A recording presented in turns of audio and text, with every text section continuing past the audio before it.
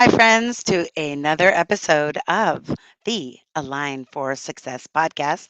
My name is Deborah Deras, your hostess with the mostest, here bringing you another very special guest, another very special. Very special episode because this episode was literally divinely downloaded to me. Have you ever had like a night where you're like sleepless and you're worried about the many challenges of the world? We have a lot to worry about, but the one challenge I was worrying about was the epidemic of drugs and people overdosing, fentanyl, just people just not getting the help and support that they need. Because in the pandemic, I just had increasingly heard about people in my inner circle dealing with mental health issues. And I was like, we need to raise awareness about mental health, especially amongst people of color, to really get help and to get support. And I was on Facebook and I was seeing my dear purple brother from another mother always doing these podcasts about how he's helping people get through addiction and how he's working with people one on one to become sober. And I was like, that's alignment right there. When we talk about aligning for success, I think sometimes people get the wrong idea. First of all, alignment is not about the car, it's not about your back. Alignment is about walking your talk. It's when you are in integrity with your soul. What you say are your core values and your truth and your belief and your credo and your way of living is actually the way you're integrated and, and the way you're acting. And if you're not like that, you're going to feel bad, right? I say out of integrity with your soul, but I mean bad. You're going to feel shame, you're going to feel guilt, you're going to feel whatever, self-hatred, etc. And the only way to fix that is to align where you are walking your talk. If you say you want a life of peace, you're creating peace. If you say you want a life of freedom, you're co creating freedom, right? But it starts with the inner work. And that's what we talk about in this podcast. Success to us is not a purse or a house or anything. Success to me in particular is inner peace, that I can sleep at night knowing I've done my best during that day, the best I could for that day. Of course, I could do better, but there's always a next day. Success to you may be very different. In fact, I'd love to hear in the comments what success does mean to you. Because today we're going to talk about aligning for success in the realm of sobriety. And if you've ever had a loved one, a friend, someone that has suffered silently, today is going to be a very special episode because they're going to learn tools, resources, and have a live human that they're going to be able to reach out to get support. So if you're listening to this right now, either live or on the replay, here's my invitation to you: share this podcast. We have a philosophy here at Synergy Unlimited, and that is sharing is caring. Hi, Danielle. Nice to see you. So glad you came back. See, it would not be stopped. So, we have a philosophy: sharing is caring. We also have, by the way, to help you remember, because how can we remember anything? I literally, friends, because I'm super ADD, I have alarms that go off each and every day. Get ready for the podcast, take a shower, put on deodorant. No, I'm just kidding.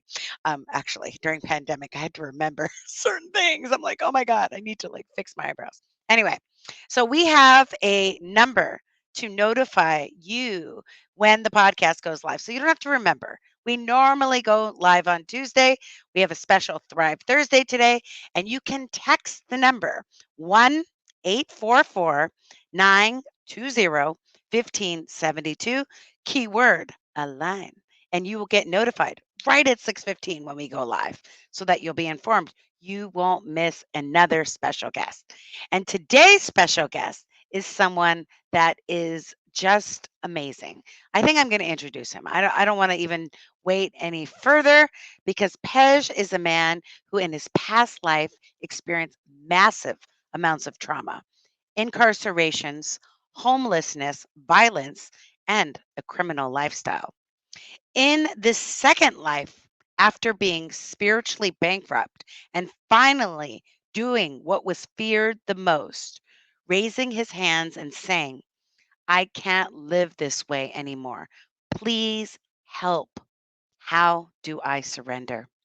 And the planets were aligned, ooh la la, and the spirit of the universe through the highest source placed spiritual mentors, teachers to guide him on an entire new path, a path to be of maximum service to others and practice altruism as it was demonstrated by those that came before and paved the way.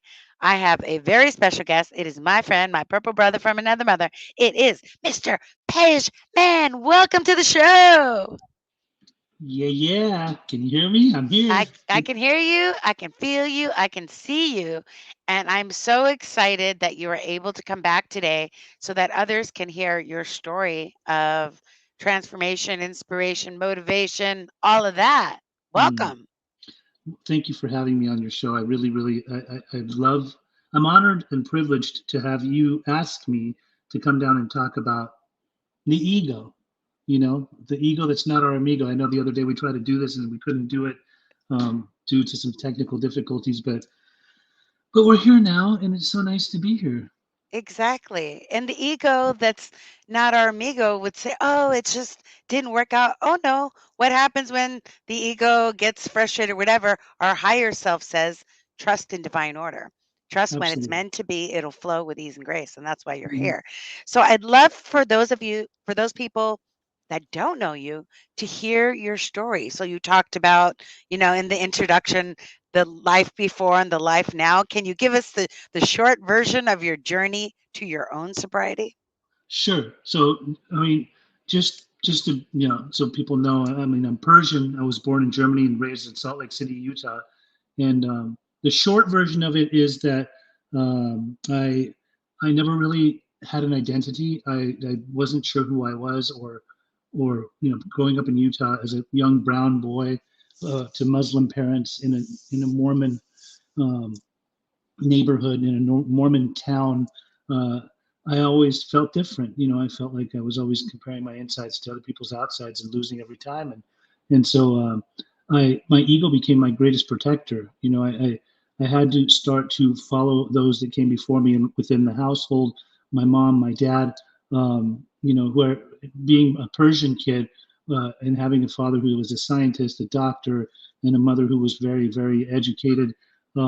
I was it was expected of me to follow the footsteps of them and to become either the attorney, the doctor, or the engineer. And so, um, because I was having this identity crisis at a young age, I felt like my parents made a big mistake to move us to an area and try to push their culture on us. And when we're being so influenced by things around us, the American culture, the Westernized culture, and so I at a very young age, because of that uncomfortability that I felt within myself, I gravitated towards drugs and alcohol, and that was in Utah. I was at a very young age. I'm talking like I was already experimenting with alcohol at probably 7, 8 years old, just taking little shots or Oh, drinks here and wow. there. But like by 12, I was actually like getting drunk, going to like Persian weddings and noticing that people weren't finishing all their booze, and so I would go around the room, and I didn't want to be there at all. But then when I started to help people finish their half-drank glasses, I became very comfortable in my skin, and I started pop locking and dancing and break dancing and just doing all kinds of stuff. And then before they wanted to close down the wedding by the end of the night, I'm like, what? We just got started. Like we're not. I'm not. Like come on now. And thus started this me basically realizing that if I gravitate towards certain types of substances that I be chasing, it's going to make me feel comfortable in my skin. It's going to make me want to interact with people. I become braver, stronger, better looking in my mind, and so I can do this, and I kept chasing that feeling for a long time. By the time we moved to California, I was 15 years old. Dad said we're moving to Los Angeles. I think that Dad thought the entire state of California was Los Angeles because we didn't move to LA. We moved to Costa Mesa, Oh my California, God, that's funny. OC is not LA. and it's not at all. But what was cool about like walking into my high school campus was I was a sophomore in high school at the time when we got there, and I remember just walking in and seeing like, hey, wait a sec here. We're not in Middle America. Everyone's not white. Everyone's not Mormon. Like there's browns, there's blacks, there's Mexicans, there's Persians, there's In yellows, the there's blues OC? in the OC. Oh, I didn't It was know. at least at the school that I went to, which was cool. It was Uh-huh. really cool. But the thing was that already this addiction of mine had started to take form. It was shaping, like it had taken shape and form. And so I'm 15 at the time. I'm turning 16. It's like, come on now. Like I've seen the movie Risky Business at the time, and I'm like, I love that I, movie. I can't wait to go to a high school party. And sure enough, we find out about so and so's parents being out of town, and let's make sure that we get there. And we go and we people are drinking, they're using, they're doing stuff in people's parents' bathrooms and things like that. And so like, I had no qualms. Like you give me whatever you got because I love the effect that was produced by alcohol, cocaine, these types of things.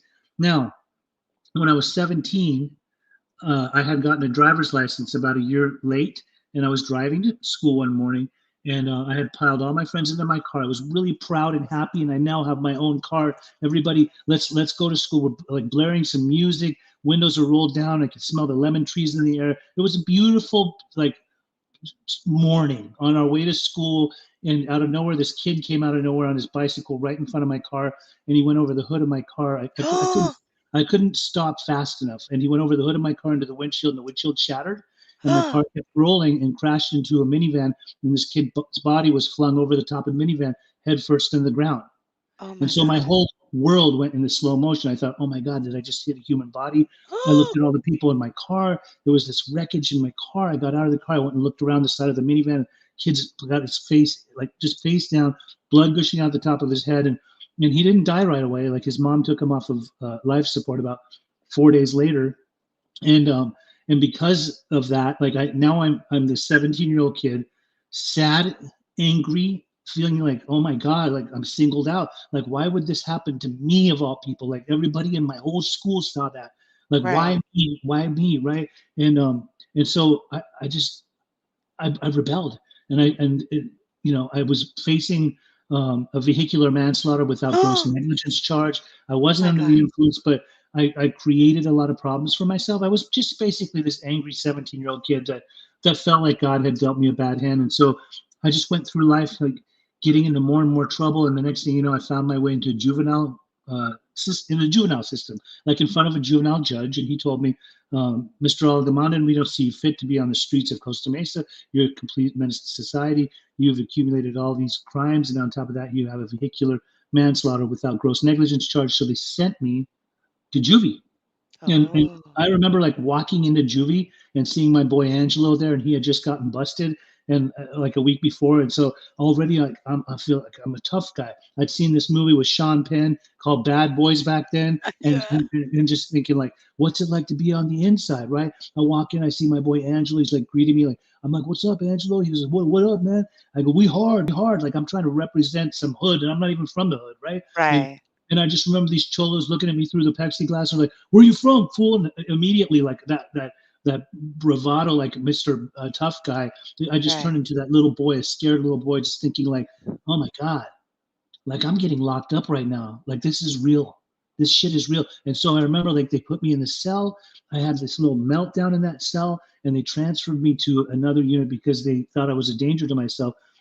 And they put me on suicide watch, and then they stuck me in like the psych portion of this place, right? And so here I am locked up in this like an animal in a cage for 63 days with no I was just I didn't know what to do. I Right. was like, I didn't get to feel the morning air or like see the sunlight, like go outside in the sun for 63 days. Like it was the worst experience that I ever encountered. And that's where I was checked out. Like I stopped believing in anything. That little bit of hope where I used to wonder what God was about, because there Right. was a lot of confusion with having Muslim parents growing up around a lot of people that were to me Jesus freaks. And now there was just no hope. I renounced God. Like there's no Right. way, no way that God would do this to this poor kid that was riding his bike to school that day. He didn't know he was going to die that day, blackout, dead, gone, just like that. And there's no way that God would put me in this situation. Somewhat of a normal kid not that long ago. Now I'm locked up like an animal, Wow. right? So I just, pretty much what became my driving force for the rest of my life was my ego. And that was because I had been bullied when I was growing up.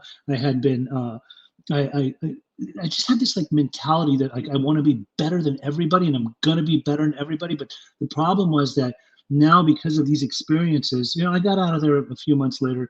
And when I did, my parents were getting split up. That really messed with me. And so what I started to do is, I was turning 18 years old. I didn't know how to survive in the real world. I tried to work these little rinky-dink jobs, and that none of them were working. So I started to sling dope. I mean, I was straight up a drug dealer. Like for all throughout my young adulthood, I obtained massive amounts of drugs. This was the rave era too. So like, I was just slinging dope. Right. I was artistic from a very young age, and I created a company, a clothing line. And we created all kinds of stuff. Like it was huge. Like we actually was were mainstream. Like we were selling our clothing and our snowboards, surfboards, skateboards. But again, I was always thinking like people, I got it going on now. Like you can't mess Right. with all this Right. shit. All this shit was funded from drug money. Like and it doesn't matter. Nobody needs to know. I'm looking over my shoulder to make sure the cops aren't on my tail. Looking over this shoulder to make sure that I'm not about to get jacked by anybody. And then I start jacking people and getting into a lot of trouble, but it wasn't like right away. It was gradual. Like throughout my 20s, I was really careful. So I thought about where I'm going, what I'm doing, who I'm affiliating with, I had this movement like this. I was in my mid 20s, and this movement to where a lot of people answered to me because I had drugs to provide. Right. Right. There was women that were in my life that we would meet in strip clubs, and I knew damn well like these are broken women that have probably been abused, that probably have no qualms. If I give them certain drugs, they don't have any qualms in going and stripping for men, and if I give them other kinds of drugs, they'll do anything for me, right? I have these so-called friends that were pimps that we would watch them, like I'd provide them with drugs, then they'd provide their hookers with drugs, and we'd watch them go out on the boulevard and go and sell their bodies and come back, and these dudes would hit them, and I'd see that shit, and my conscience would say like this is all kinds of wrong, Right. right? But my ego would say, but you know Uh, what, these are your customers. Like you don't need to right. be judging them or telling them about how you feel. So my life went on like that for a long time. The problem was that towards the like into my later 20s, I began to sell drugs to any types of people, and I'm talking like pregnant women, women with children, women that came with their children. Mm. Again, knowing damn well within myself, my conscience would say this is It wrong. was out of alignment, out of This alignment, is out of way out of alignment. alignment, right? Like I'm Mhm. I'm I'm selling this woman drugs, and I know like she's gonna use those drugs, and that baby that's inside of her in her pregnant body, that baby Mhm. has a good chance of becoming addicted to these drugs. But again, the money's more important. My ego is like just outweighing everything. And Right. and this was just the way my life went on for a long time. And the thing was that I thought that my ego was my greatest protector. I thought Mm. that by putting the fuel and fire into my ego, this is what's going to make me seem like I'm greater than, better Right. than, bigger than. Like nobody can mess with me, right? Like because Right. because I'll topple you. Like, and that's the really like the mentality I had. But again, always throughout that whole time, deep within the gallows and the pits of my stomach, there was always the sense of impending doom, like Mm. this fearful little boy that never wanted you to realize that I'm scared of you, I'm afraid of you, I don't know Mm. how to have a relationship with you. And there was also this nurture in my soul. There was this like a little morsel, a little speck of love within my soul, that because I was raised on love. Like my mother Mm. was so loving, and my dad, as violent as he could be, was just a lovely man. Like there was a lot of love within our home, and I think that when they split up, that just like gave me no hope, not for Mm. having any kind of like unity, no family, nobody to look up to, no guidance from a male figure or from a female figure, because mom and dad took off. You know what? They both, I got older, they took off, and here I am just raising myself with no home training. So all I knew how to do was just to feed the ego. And there's a beautiful saying I love. It says, starve the figo, eat the soul. I had no idea about a soul.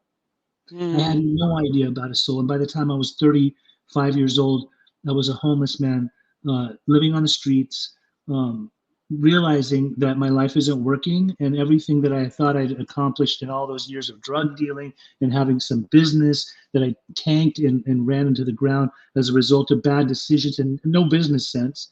And when Right. you're a drug dealer and you become your best, you're like your best customer, Not good. Not You're good. using, don't get high off your own supply. That's what they Right, used to right, say. right. Well, I didn't listen to that shit. Like I was pretty much using my own stuff, and then I just like went from being a dealer to an addict to a junkie to just the streets, like straight up Oh, living on the streets. wow.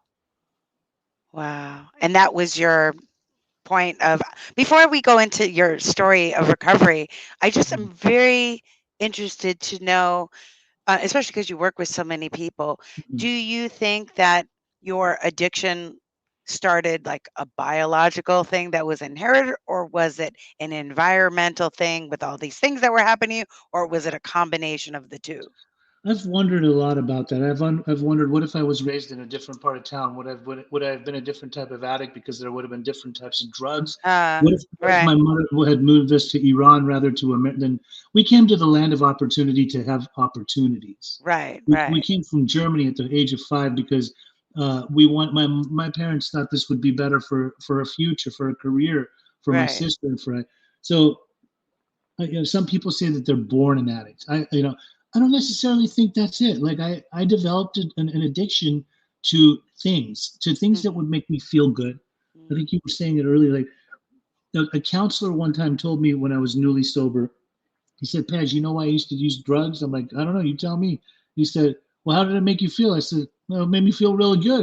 And he goes, you know why it made you feel good? And I go, why? And he goes, because you felt bad.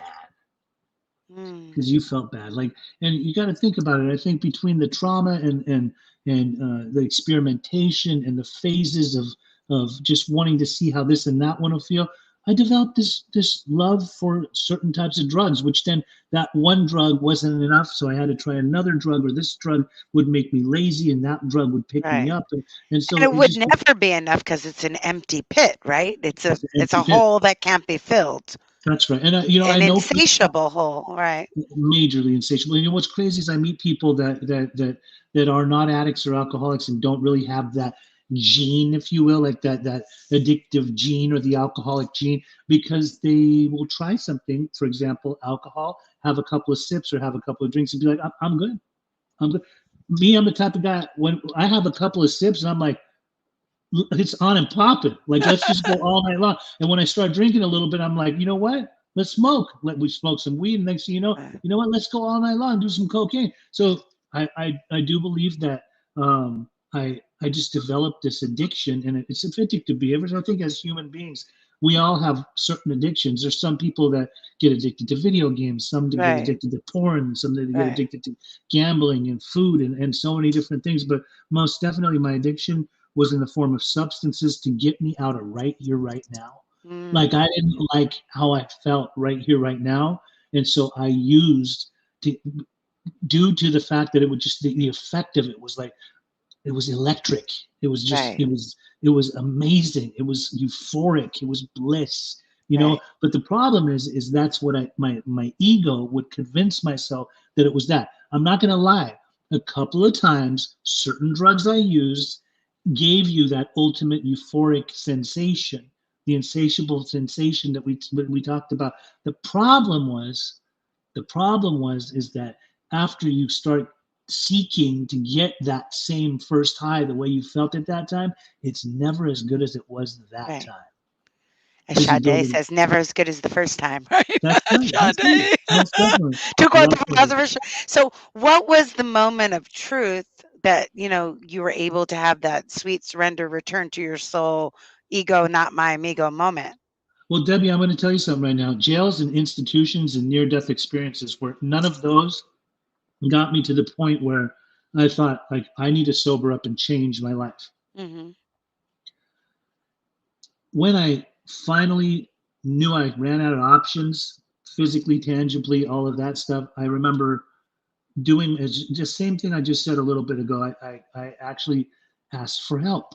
Mm. Like it was, I don't know what it was. Like this false sense of pride and ego. My ego is going to tell me if you ask for help, it's going to show a sign of weakness. So make sure nobody Ah, knows that you're an addict or an right, alcoholic. Because your community already will look down on you. Your parents will look down on you. right, No Persian mother wants to think that their kid is a tweaker and a heroin addict, right? right, So, right. so when I actually raised my hands and asked for help, um, I was introduced and reintroduced to a man. I was introduced at one time to this man, wanted nothing to do with him. When I was 30 years old, I got in trouble with the law. I ended up at his front doorstep. He was a Persian guy. He was like a little recovery Yoda. Back then, he's like, "Hello, how are you doing? Welcome to my house." And I'm just like, "Oh man, who's this guy?" This dude just started spitting a bunch of recovery stuff at me, and I'm like, "I ain't ready for this." And I went from Uh-huh. and I did some more research and development for another 5 years. I did a Research and development. really good job of running my life into the ground. And by the time I was 36 years old, I ended up on this front doorstep of a house, led there by my mother, who put me in the hands of another person, who then sent me to this house. When I knocked on the door, that same man answered the door. Now, you tell me, is it odd or is it God? I don't think this is God's way. There are no coincidences. This is No, God's it's way all of divine order, right? it's God's way of staying anonymous. What are the chances that I would end up at this dude's house one more time? And this time, the thing was, is I went in there with conditions of how you're gonna allow, like, have deserve to have my presence within your house. Right. Ego, straight ego, Ego. just ego, so grandiose, so full of myself. Yet I go in this guy's house and under my conditions, and he broke me down real quick. Like, you know what he did? He basically he just told me that I'm in my own way and I need to just chill out. And there was certain things that I would do and certain ways I would act to where he would just kind of put a mirror in front of me, metaphorically. Right. He would size me up, look at me, and tell me, "Looks like you have some anger issues. We're going to have to work on that. Looks like, why don't you come and sit down and tell me some things about yourself? How much time you got? Go ahead, I'll give you 2 hours." He told me. I sat down, I told him my life story, and he said, "I have some ideas." And what we did was some deep rooted work. One of the things that we did was called a psychodrama, where we were in a family group. A lot of Persian families would send their kids to this. It was a Persian recovery home, Oh, right? that's great. And the reason that I went there was to make the Persian mother happy. But I remember I sat down, and there was all these people in a big circle, all these family members. My mother came that night, and she hadn't even come to visit me yet, And I remember that I think my sister was there too. They brought this kid. He was one of the clients that were in rehab with me. His kid, 12-year-old, laid him on the ground and put a sheet over his body, and had me walk around the room and relive the day of my car accident and talk about it in depth. Oh, And wow. when I was talking about it, I was just shedding tears. Like I kid you not, I could have filled a cup with all the tears that came out of my head. Wow. You get all these Persian mothers and fathers, and everybody was in tears. And I look at my mother, and her face was shaking, and tears were coming down her face. And he said, "Now, okay, now." After describing the whole event of that day, he said, "Come and put your hand on top of this sheet. Now feel this body. This represents the kid, the body of the kid that you hit that day. What was his name?" I told him his name. He said, "You tell him how you feel about him losing his life." And I was like just bawling. Oh, I wow. never wanted you to lose your life. I'm so sorry that it happened. And then he said, "Okay, so what about your life? Pej, tell him about your life." And I'm like, "My life? I don't have a life. Oh, I don't know what having a life is like. I've never had a real life." I said, "Okay, so what do you want to do, Pej? How about this? You want to make a commitment?" I said, "Yeah, I want to make a commitment." He goes, "What's your commitment?" I said, "I want to help every single addict and alcoholic of every age, race, creed, and color that comes into my path one day at a time for the rest of my life." ah, And it was the next morning after that, because I looked at the room. I remember just looking at my mom real quick, and I was like, if you screw this one up, you are a fucking loser. Like, make sure that you hold true to your word, right? right. And then the next morning I woke up and I felt like 1,000 pounds was lifted off my back. Wow. This was my ultimate turning point. This was like a spiritual revolution. Like, just Right. I was rejuvenated, ready to just conquer the world. That means Because all of a sudden you had purpose. Before you were living from ego, and major now you purpose, were living from purpose. major purpose. And I had people in front of me that demonstrated what it was like to be altruistic, like my counselor, like Mm, my spiritual advisor. I had a guy, we call them sponsors in the 12-step world, right? right. There was a guy that talked the talk and walked the walk. And he was a straight shooter. He would come and sit with me for hours, and we would do the recovery work to become recovered from a seemingly hopeless state of mind and body, and become the best version of ourselves, to become the human beings that we were meant to be, not that facade that we were caught up in. The most Right. beautiful thing about the people that God, and I say this very comfortably now, I started believing again. God Yay. placed these angels in my path, Yes, and earth angels for I'm sure. telling you right now, the way that these guys were, they didn't just talk a good talk. They didn't just like spit jargon, Right, right? right, right. These gentlemen and gentlewomen, the way that they presented themselves and they gave of themselves and the way they volunteered of themselves, their essence was recovery. Their essence was recovery. Mhm. They were just beautiful human beings that cared, and they too were once drug addicts and bank robbers and all types of stuff that I could look up to, and they just told us like how they were totally transparent. They had no qualms. They told us everything, and by them relating with me, it gave me this drive to want to give to others, and that's Right. exactly what it was. From there on, I went out of my way to be of maximum service to God and His fellows. And that was That when you were means 35? I was 36 years old in this 36. guy's recovery home. He called it a rehab, and yes, like we were getting rehabilitated. It's funny, you get a lot of cats that would come up in there and be like, "Oh, dude, we come up in places like this. They just try to wash your brain." I'm like, "Motherfucker, my brain was dirty. Like I got some Dirty, washing to do, right? dirty Like, mind. right? A total dirty mind." So things changed. I changed everything about me, and so Wait, can I ask you a recovery. question before you go on?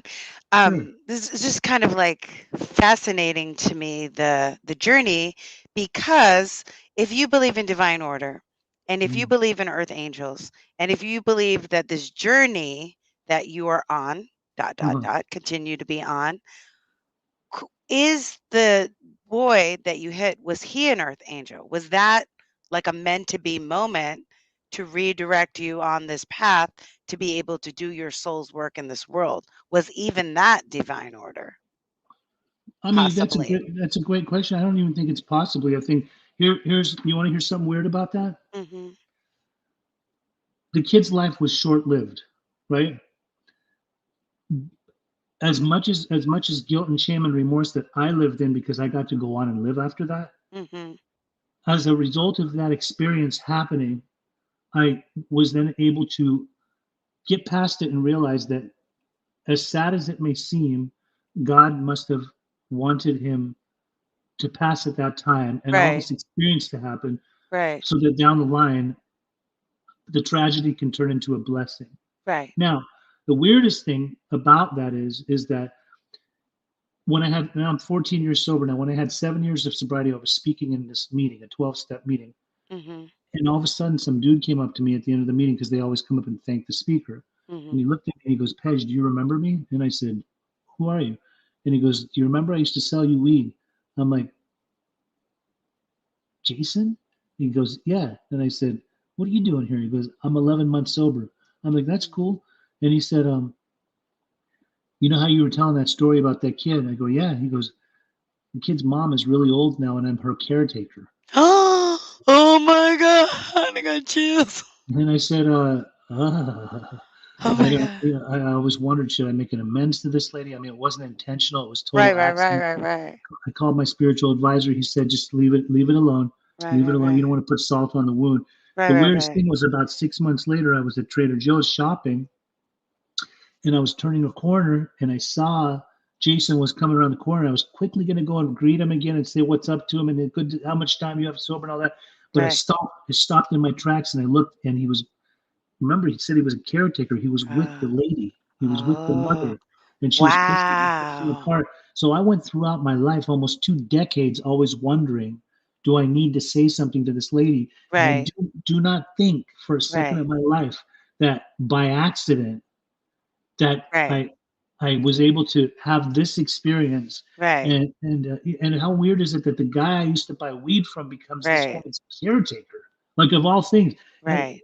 it's all, everything is Right. divine. Every Right. experience, there's a But your message. living amends is doing the work that you do in the world, Absolutely, right? absolutely. And I don't like to praise myself. My ego has come up in my recovery Right.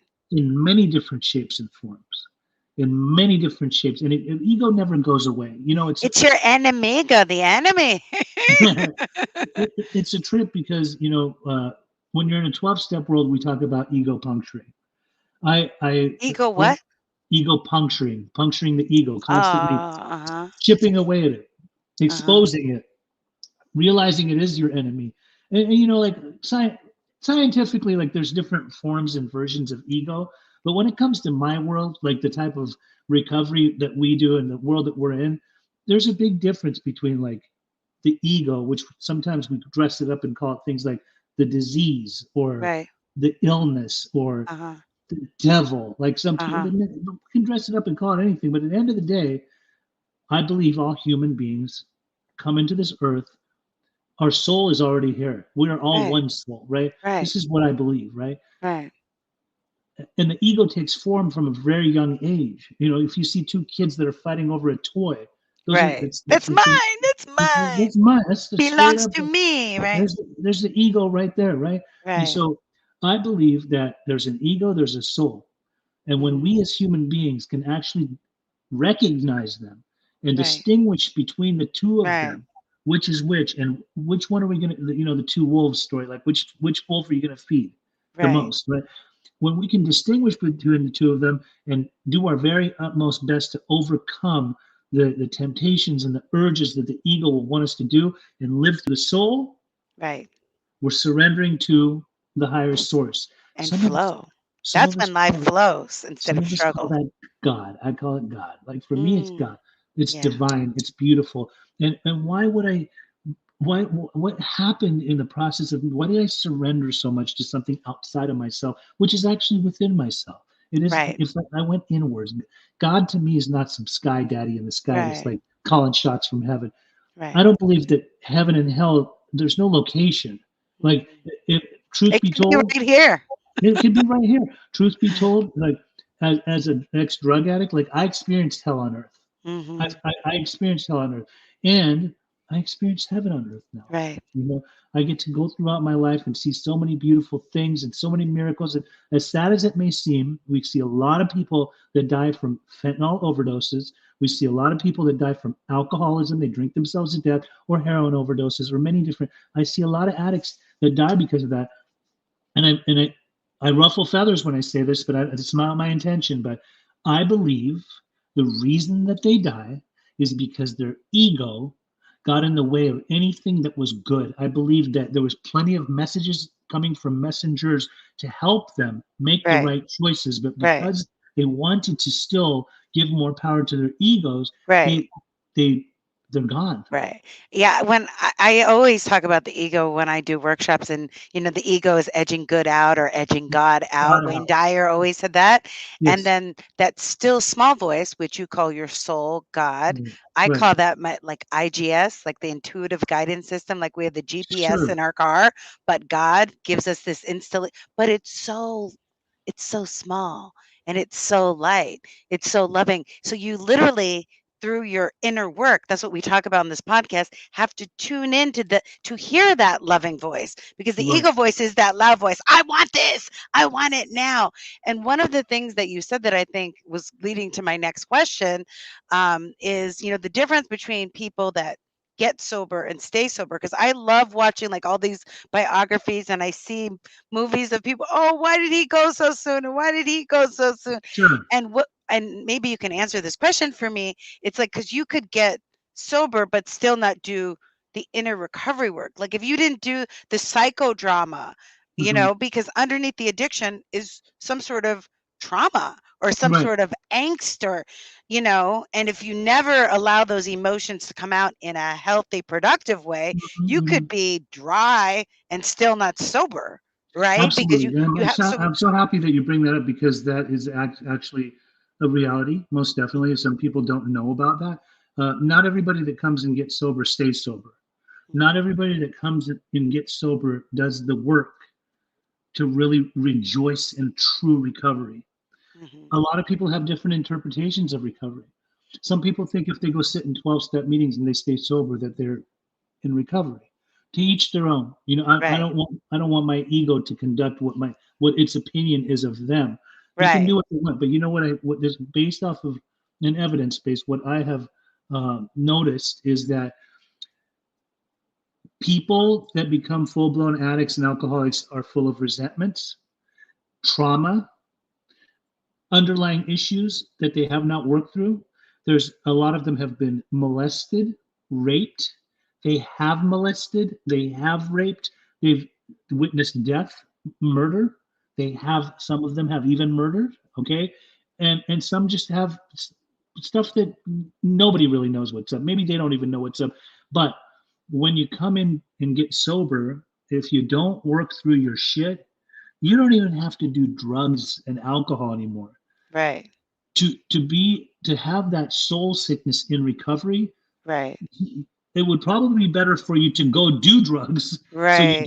so you don't have to be so fucking miserable Right. My because stepmom told me this story. Her husband, that was Mhm, an alcoholic and a drug addict all his life, he got sober and then he was like all on this health kick, but he was still mean, which is why mhm, they got divorced. And she said he died of cancer, mhm. at like 65. She Right, said he did the work to physically, but not the emotional, mental, not which is internally, the yeah, not core internally, wound, right? yeah, right.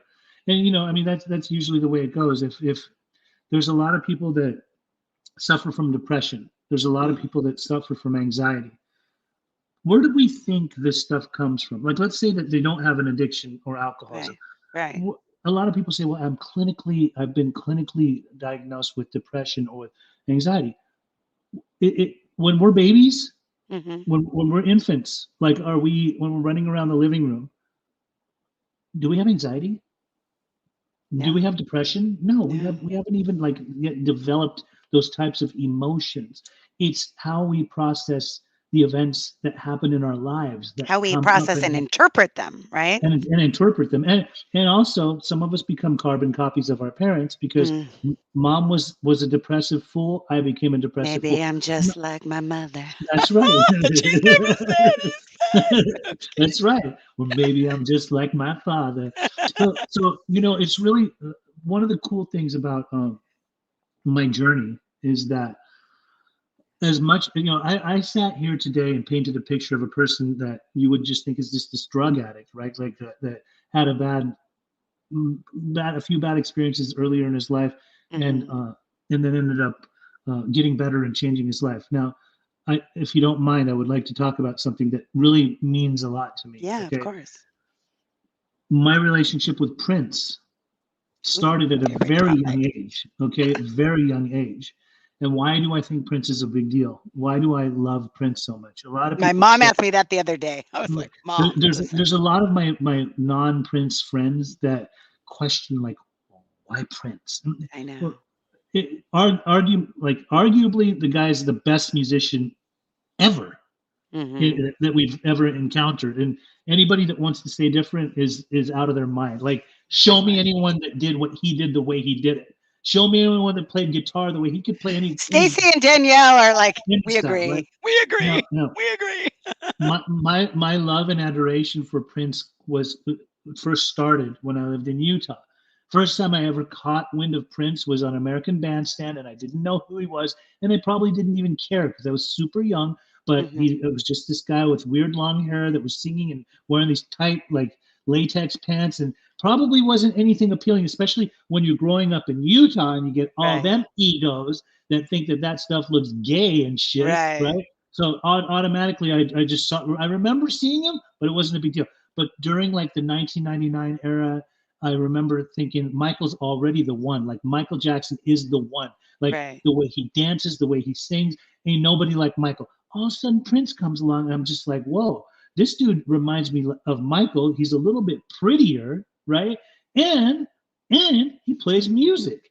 And then the movie came out. So over a period of time, it was just like I fell in love with this guy.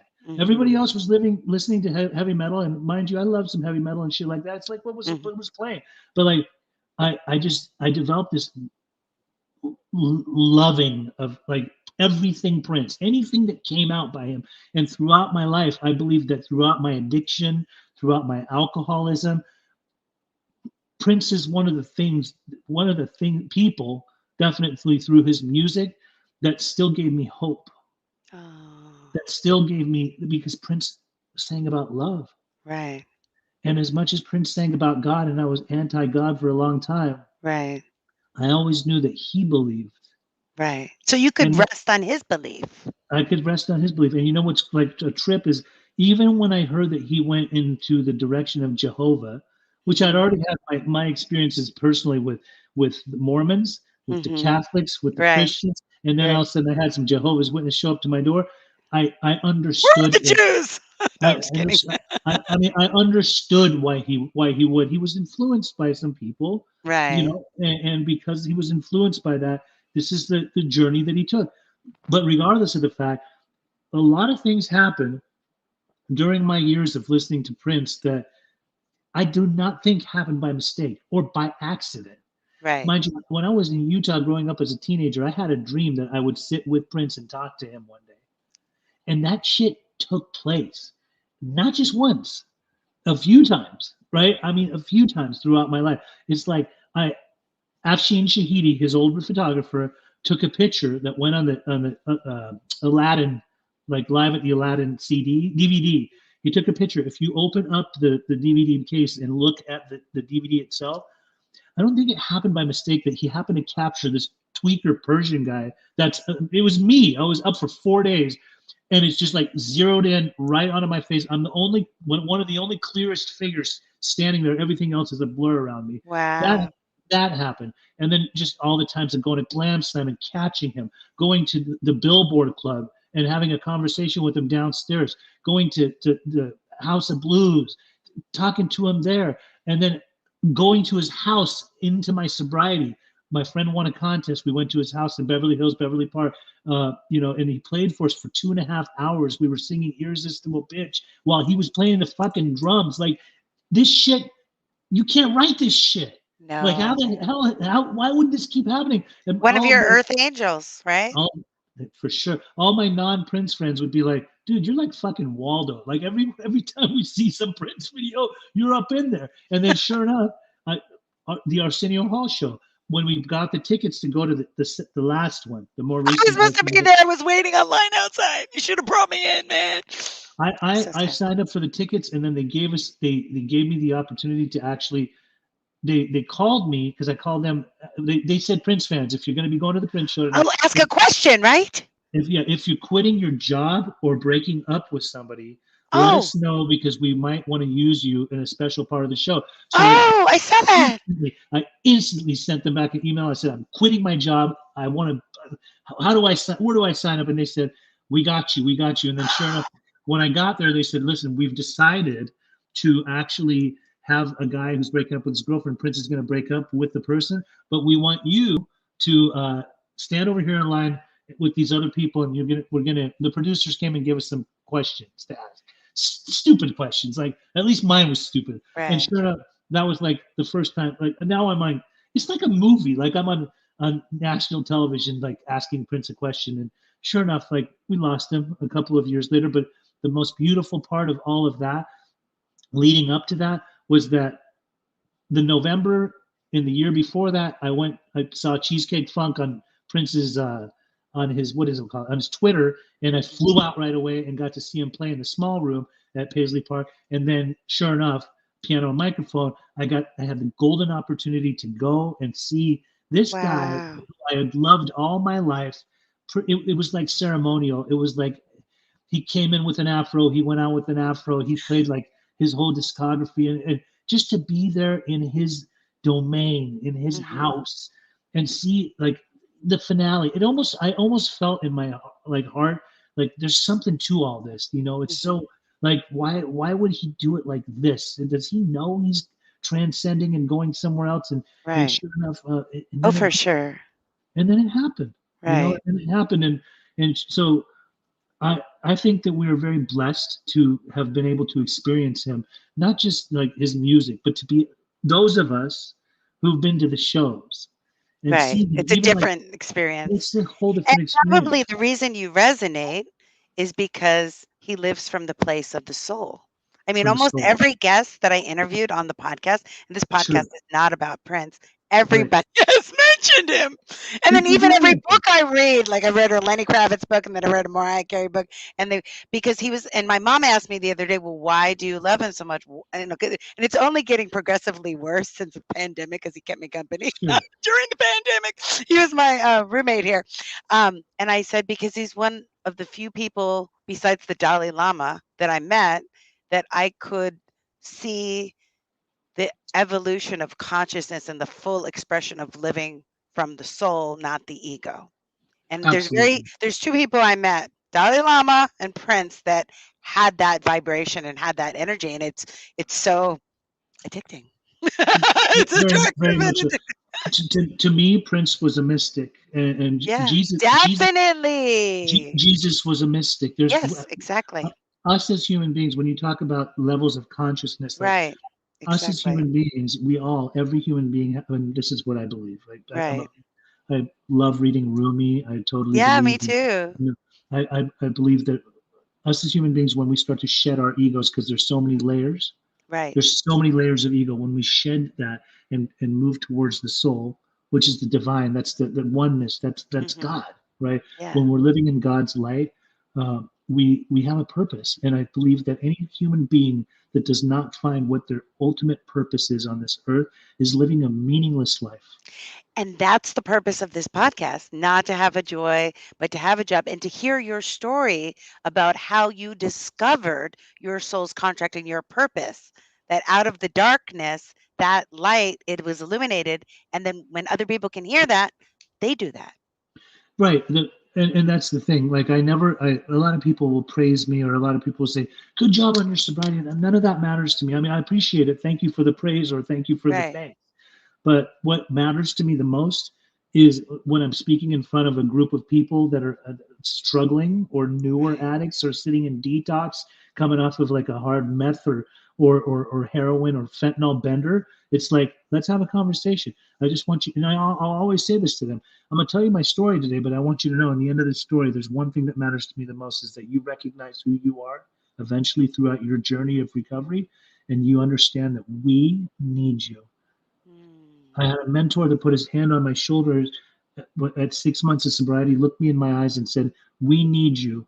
And for Mm. years, I thought people needed me for dope. People needed me for money. People needed Mm. me for rides. People needed me for all this bullshit, this Right. substance and tangible bullshit. And then when I actually like was told that somebody needs me for my well-being, so that I could express that and teach others and help others the same way that I was Right. taught, it's divine. We're It is doing God's divine. work. We're doing God's bidding, right? Whatever God would like for me. I wake up in the top of the morning, and I'm not depressed. I'm not anxiety ridden. I seek right away. God, what would you like for me today? You just tell me. Just put it in my path. And sure Right. enough, I'll get a phone call. I'll have some Right. mother call me about her struggling child. Right. Whatever. I don't care. And it never fails. Like, there's always work to be done, and then some. And I Right. believe a life that revolves around being of maximum service to others. It's true. It's it. Yeah. Look at the Dalai Lama. Look at Mother Teresa. These Oh people. my god. The Dalai These Lama is hilarious. He cracks up all the time. He laughs at his own jokes. That's why I laugh at my own jokes. I learned it from the Dalai Lama. But we both know Reverend Michael Beckwith and his wife, former wife, Ricky Byers Ricky, Beckwith. Ricky. Yep. Um, one of the songs that they wrote together, I woke up this morning with God on the spirit. And it's like she said, every day you wake up and you ask yourself, how can I be of service today? Right. How can I Right. allow my talent, skills, and ability to be of service? Because the quality of her questions are the quality of her life. Instead of saying, why me? Why did Right. this happen? Reverend Michael calls that victim consciousness. We ask, how can I serve today? How can I use my talents to make my life a beneficial presence by your Absolutely. serving your people, getting them into Absolutely. alignment, getting them into sobriety? Oh my God. I could talk forever. I know you're at a conference. Can I ask you one more question and then we'll wrap up? I'm like, I don't know Sure. Absolutely. how much time I have with you. Oh You my have a God. little bit of time. Danielle says, I totally remember that when you were on Arsenio. Stacy's like, purple people, let's go on, right? Oh my God, I have so But many questions for you. you know what we were saying a second ago about the victim mode, like Yeah. what Reverend. I did not know that they split up. By the way, Oh, Michael and Ricky. sorry. Sorry A to lot break of it to you. shit happens. But Yeah. um, if you read Don Miguel Ruiz's books, The Oh, yeah, of Mastery of course I Love, do. Four Four, Agreements, Four Agreements, Mastery of Love. I yeah, met them both. They spoke at Agape. I love them. Oh, I Don wish I would have been there. Miguel, and then Don Miguel That Jr., would have and been then his 2 I heard sons. about that. I Yeah, heard that they spoke there. But when a lot of people, they don't realize this, and often when I hear people talk from victimese or taking things personally, or assuming things, or yeah. not keeping the word and things like that, I often tell them, go read the Four Agreements. Just read Oh, the Four Agreements. prerequisite. Learn about the victim and the judge. Learn Yeah, about where this originated from. Learn about the parasite that's within, and how we can spread parasites or we can get other people's parasites. Learn about accepting people for having their own stories and not letting their story become your story so that it brings you down if their story happens to be convoluted in any single way. right. So, definitely, that when I say the judge and the victim, that goes with the ego. Like, I'm Yeah. Persian. Like, of course there was a judge and a victim in my lifestyle, right? All throughout my life. I love it. Yeah, 80% of the time when I'm upset, it's because I've broken one of the 4 agreements. For those people that haven't read the book, here's the cliff notes. 1, be impeccable with your word and not just do what you say you'll do, but speak only in the direction of love. I That's always right. tell people when they're speaking, I'm like, only speak what you desire to happen. Don't speak anything else. That's Right. being out of non impeccability. Don't make Sure. assumptions. Always do your best. That's why I ask at the end, then I do my best. And don't take things personally. That's my hardest one, Pej. I take everything personally. My ego thinks it's all about me. John Miguel Ruiz, I know you think you're the star of the movie, but other people, they're the star. You're the side character. I'm like, oh, oh, Absolutely. I think we all can take things personally pretty easily. Yeah. oh Happens my to me. goodness. So, when people are getting sober, what are like some of the inner work principles that you have them do first? Like, okay, if you want to stay sober, here's inner work that you need to do to stay in alignment. It depends, because let's say, for example, somebody is coming off of a hard fentanyl bender or a meth bender, right?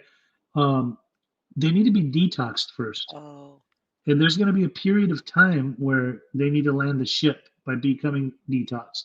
So there's not a lot of like deep rooted work that I encourage people to do in that time. I think they should give themselves a time to be like, at ease, to just relax, let the substances get out of you. And then often I encourage people uh, that that are starting to get into the path of recovery over a period of time is to go deep, to not be convinced that they're not going to be able to do it, to not to there's this thing that we do. It's a prayer. It's God, what is it called? The set aside prayer. Set aside all the things that I think I know about the recovery process, because there's a lot of people that have come, they've gotten sober, then they've gone back out, and they think, that doesn't work for me.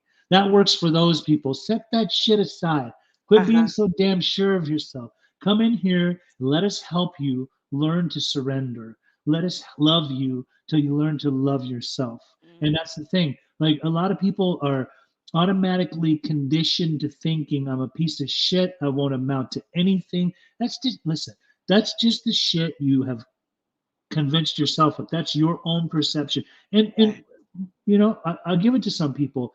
They have the right to feel that way. When you're raised in an environment where somebody talks to you abusively and right, puts you down, or right. tells you you'll never amount to anything, you start Exactly. believing that shit. Right. So your mind gets conditioned to thinking like, Dad always told me if I didn't become a doctor, I'm going to be a piece of shit. And here I am, a drug dealer, and it's a total taboo to our community. And I'm not a doctor. I'm just like dispensing medications to people that illegally, right? And that's not a Right. doctor. That's a drug dealer. So I believe that uh, when people come in, I try to empower them.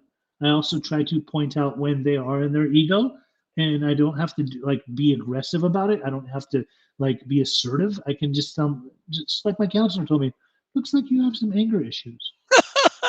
Just Looks like compassionate observer I would hope that you like. without judgment. Yeah, I hope that like I can relate to that. I had some anger issues too. Let me describe it.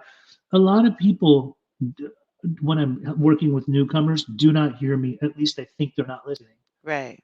But you never know when you're saying something Right. and they actually are getting it, because I've worked with various people, and down the line, all of a Right. sudden, one of them one day will say something like, "I must be in my ego, Pej, like you often mention." I'm like, "Ah, You were so listening. you do listen? Okay, okay, well, good. Then I must be doing something right. I thought Uh-huh. nobody listens, but Uh-huh. you know, I always like to point out the distinguishing the ego from the soul. Just so I feel like if I don't do that, then I'm doing a disservice to my fellow humans. Exactly. And I believe very deeply in the ego and the soul. They are real. They Yes. are real. There Yes. is a negative and a positive. There is duality. Like, Hmm. I don't care what anybody says. Like, just look at politics. Yeah. Look at some Prince fans. Look at who's I've seen in the Prince community. Like, oh, I got the German version of like the Golden. Exactly. Ooh, like, look at you. If you Like, don't have the live version, it's not legit. It's not legit. it's No, just a thing. I used to love that cartoon. Remember they had the little angel and the little devil? Mhm. And I'm like, "Oh, the little devil wants to have wine, but the angel's like, go do yoga." That's right. It's That's like right. That's right. That's right. I just really am so grateful for your time, for your energy, for your wisdom. I could talk to you forever. And we could do another show. You can come back and we could talk about another specific topic. Sure. Um, but I would love for people to be able to stay in touch with you. I have to say, your social media is impeccable, on point. I mean, I look at it because it's not just, here I am, Pej. It's like you're giving great information and resources and tools and letting people know how they can connect with you for recovery. So, what is the best way if people have kids or people in their lives that are struggling and they need to talk to you or someone like you to get help? How could they stay in touch with you? Well, for one, okay, I am on TikTok as Pej the Interventionist. I am on YouTube as Pej the Addiction Interventionist. We do have a podcast. It is called Pej's Recovery Corner, where we talk about all things recovery or lack thereof, depending on how Oh, you roll, and right? you have it But with real people that you're working with, right? I have with all the people that I've encountered or met, or people that I've been told I should have on Peggy's Oh, Recovery Corner. I invite them to come down to the corner, and we will sometimes film within a studio and within a house, within their houses, within. But there are people that like the director of the movie Body Brokers, which was like a recovery based movie, or all of oh, these different. There's so many different types of people that come on it. Some of them are celebrities. Some of them are celebrities that are sober. Some of them are just normal people that are not celebrities. But some of them are people that are experts in the field of addiction and alcoholism. So we try to keep it creative. We try to keep it like human, like where we you know I basically just interview them. I ask them to tell us their life story. We go through where they're from, and then what happened to them, and then what their recovery looks like. And I would love to see more support on my YouTube channel. yes. I would You definitely. too, Pej, the So addiction. I just subscribed. thank you very much, Pej, the addiction interventionist. I do interventions. If people need to call me, they can Oh, just call wow. 310-596-9356. Wait, say That it again. Say it again. 310 Uh-huh. 596 9356. I'm going to You type can it in there. 310-596-9356. 9356. Okay. And what I Call. do is basically when people need, they have a loved one that is suffering with addiction, alcoholism, or mental health, and uh, they need assistance or help, then they sometimes hire me, or they have me come out to try to help their loved one get the appropriate help that they need. And I that's used to kind of my watch that show on TV, the intervention. intervention. Oh Yeah. my God, I love that show. Then I had Yeah, to stop. It was it's my stressing me out. It specialty. was stressing me Yeah. out. Oh my God, I Yeah. couldn't do it anymore. Yeah. Wow, that's what you do for a living? That is hard. It's one of the things I do for a living. I wear a lot of hats, and I didn't want to get into all that. If Yeah. I if I sit here and tell you everything I do, I might be stroking my ego. Your ego is not your amigo. That's right. Right. Your ego is not your ego. I love it. We gotta get shirts. We gotta get shirts. Okay, That's right. well, I know that there's gonna be someone that hears this that's gonna have an aha awakening moment. We're gonna help people with our synergistic support of each other, get sober, live their highest and best life. I always say the intention of this podcast is what would the world be like if everyone was aligned with their purpose?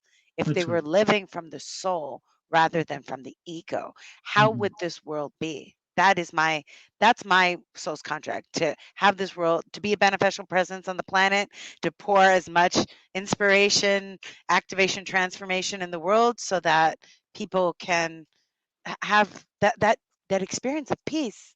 And even if Absolutely. it's freedom, even if it's for 5 seconds or 10 seconds, that glimpse of it, because life Right. isn't about working, making money, getting things, and then dying. Oh, no, because we don't bring any of it with us, do we?